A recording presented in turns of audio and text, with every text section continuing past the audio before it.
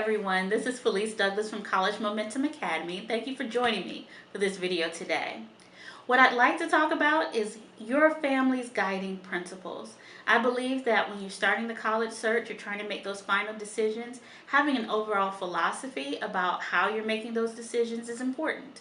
Did you start off deciding whether or not you'd be attending a small school or a large school, or does that make a difference? Is going out of state important? Is the school's reputation something that really matters to you?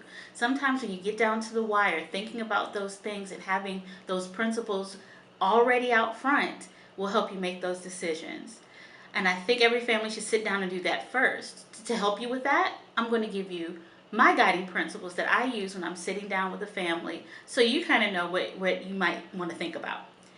So the first one, the guiding principle that I use, is that college admissions should be a family process, but it should be led by the student.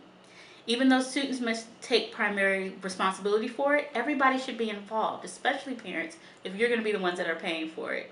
So have everybody sit down as soon as possible and talk about what the goals are and what the expectations are through the college admissions process. Another guiding principle that we have is that early planning is the key to avoiding stress and heartache. So the college admissions process doesn't necessarily have to be painful and stressful with crying and wrenching of clothes if you start preparing for it as early as possible. There is never too early to start thinking about it, to start visiting colleges. The middle of junior year is a great time to actually start taking action on some of the things to make the fall of senior year just a little bit easier. Another principle is that there is no such thing as one perfect college.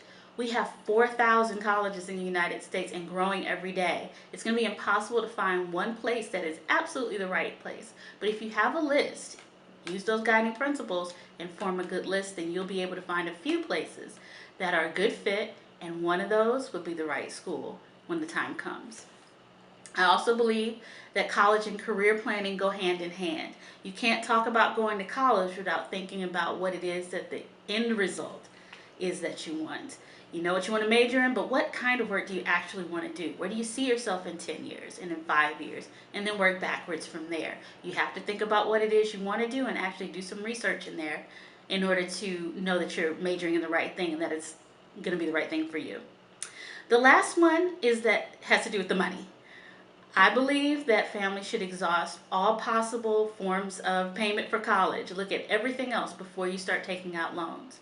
Scholarships are the way to go. At least try to get some of those before you start taking out a second mortgage or borrowing money. Try to see what you can do to keep down the cost of college, because life is long and college is short. So keep as much money in your pocket as you can and look at everything before you make any final decisions.